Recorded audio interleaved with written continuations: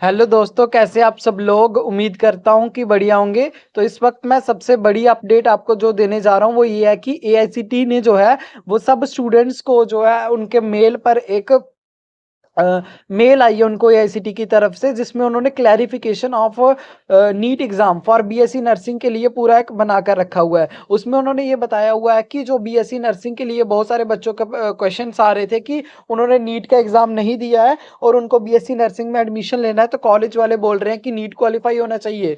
ठीक है, तो उसके रिगार्डिंग उन्होंने क्लैरिफिकेशन में बताया है, पूरा आपको ये मेल दिया है। This is bring to you that clarification on NEET exam, ये बताया गया है कि उसमें जो है क्लैरिफिकेशन आपको नीट जो है वो क्वालिफाई होना चाहिए। उसके लिए उन्होंने एआईसीटी ने अपने ऑफिशियल जो साइट है उस पर भी डाला था, पर बच्चों ने जो है वो चेक नहीं किया था। उसकी वजह से जो है अब लास्ट मोमेंट पे आकर वो बच्चों को भी भेज रहे हैं ये मैसेज और सेम कॉलेज वालों को भी भेज रहे हैं।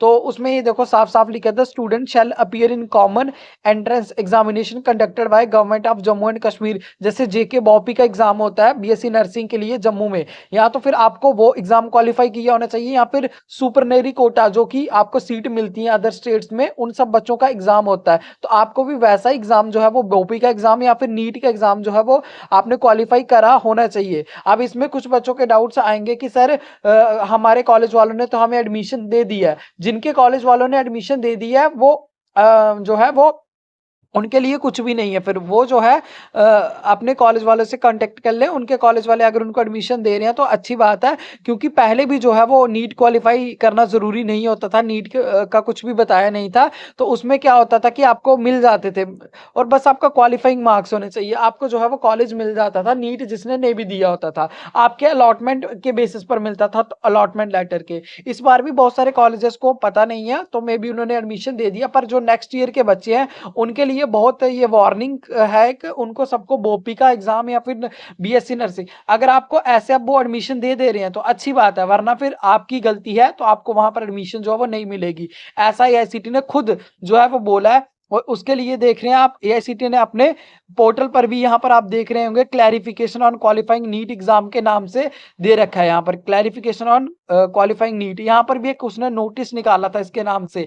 और ये नोटिस जो है वो सेम आपके आईएनसी के, देखिए आप, इंडियन नर्सिंग काउंसिल की साइट पर भी आया हुआ है कि this is reference to the कि जो 2024-25 में जो, सॉरी, हाँ यस, 2024-25 में जो एडमिशन लेने वाले हैं बीएससी नर्सिंग के अंडर पीएम ट्रिपल स्टूडेंट्स के लिए ही स्पेशली ये 10 अप्रैल का निकला हुआ है, जिसमें उन्होंने बताया थी कॉमन एंट्रेंस जो है वो आपका क्वालिफाई होना चाहिए। कोई भी अगर यूनिवर्सिटी का है तो यूनिवर्सिटी का हो, या फिर जेएनके में जो आपका जेके बोपी हुआ है, या फिर नीट क्वालिफाई होना चाहिए।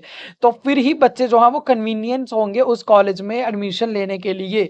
ठीक है, यहाँ पर पूरा आप अच्छे से इस को जो है वो पढ़ सकते हैं इस नोटिस को।